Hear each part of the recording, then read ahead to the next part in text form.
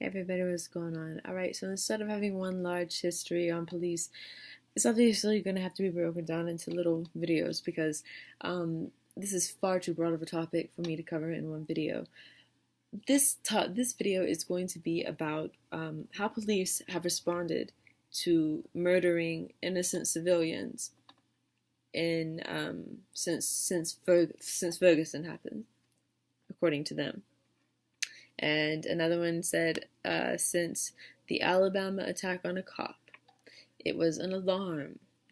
Okay, all right. Before I go into any of that, though, let me just tell you, this cops don't have the most dangerous job, but let's pretend that they do for a second.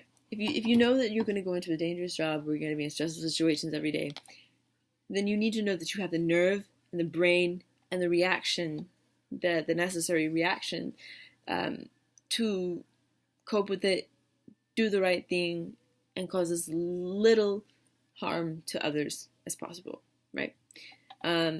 We can see the racism as clearly if we look at Oregon and we look at any one case this happened, like within the past month. They're willing to give armed white men as much time as they want. Let the supplies come in, let them get on Facebook. But an innocent, unarmed man who goes to get a bag of chips is just slaughtered, and that's okay. No, it's not okay. It all goes back to slavery, which is the main mission of my project here. But I want to share this with you guys. So since Ferguson, they've been wanting to change things and get officers on the right path. So before I want, now please listen to the right path, because you'll be completely blown away if you have any sense of morale. They claim that they have this dangerous job.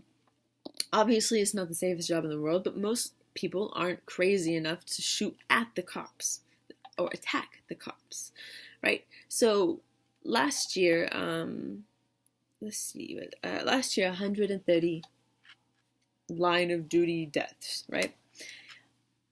8 were related to 9/11 related illnesses, which the government doesn't want to talk about. I'm going to skip some because it's just stupid things like accidental aircrafts, assault, 3. Automobile accidents, 27. Bombs, 6. 1 drowned. 2 duty-related illnesses. 1 died from falling. 20. I'm not laughing at the deck. Nobody deserves to die, but I mean, come on. 17 had heart attacks. 3 were in motorcycle accidents. 5 died in vehicle pursuits, and etc. 1 was natural disaster. Okay, so as far as guns go, 39 did die by guns. So okay, yeah. 2 were accidental.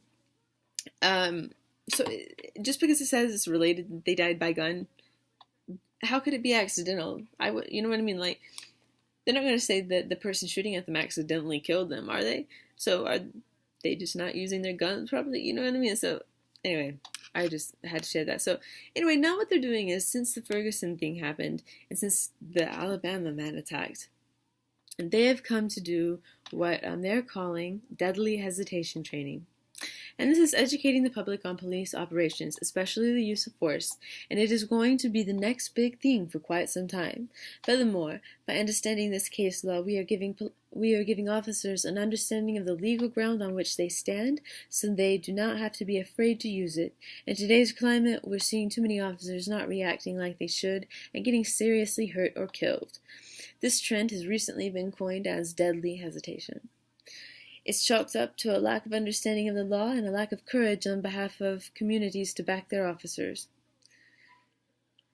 Okay, so just let that soak in for a minute, and let me go over here and read some of the... when force is necessary to ensure an officer's safety...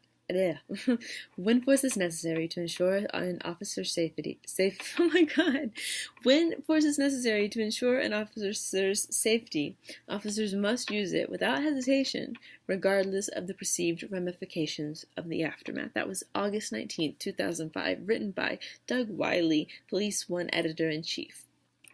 Okay, now They also have a class called How Not to Be the Next Ferguson, where it's basically teaching officers how to manipulate and deceive the media. Officers are more afraid of being labeled a racist or some combination of than they are of dying at the hands of an assailant. Don't believe it? Look no further than Birmingham, where oh my gosh.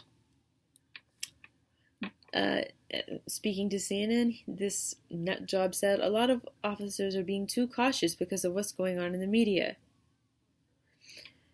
As we can see, does anyone remember the man who hung the lynching, basically, and they're claiming he hung himself? And there's been no talk of him. I've been keeping up with this case. As of now, his name hasn't even been released. It's been turned over to the FBI, which, by the way, the FBI has killed 150 people over the past few decades, and they have had no convictions because the FBI investigates the FBI when it comes to shootings.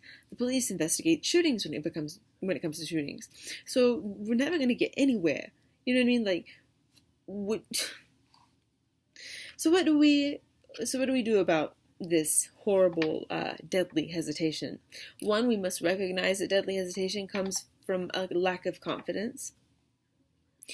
Two, academic instructors must ensure that officers have the combat skills they need to survive a full-on physical attack. Confidence comes from experience. No officer should be put on the street in doubt of their own skills.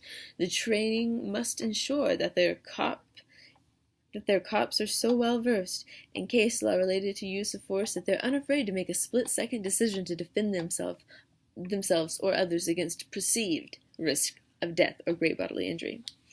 That's not all. I will put up.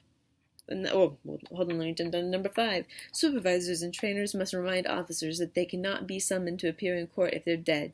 The message must be, think now of the here and now. Tomorrow is the time to deal with tomorrow.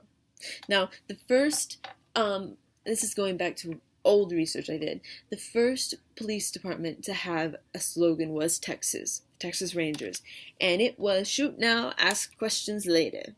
That, in 2016, is exactly what they just said in another word, in new words. Right, I'm going to end this here. I'll post a blog up with links and with the full list of things that they're expecting. What they're doing is they're not only taking these racist, uneducated cops who obviously aren't prepared for the job, and if they are prepared for the job, they're not prepared to speak out against their brothers, and they're trying to scare them into, anytime you see something, shoot. Don't hesitate. We got the law. We got your back. We'll worry about that tomorrow. Don't worry. I know the judge. And that prosecutor. We have a drink after every case I deal with. So I'll talk to him for you. Good old boy system. It's clear what's going on here. And if you can't see it, then you're choosing to shut your eyes.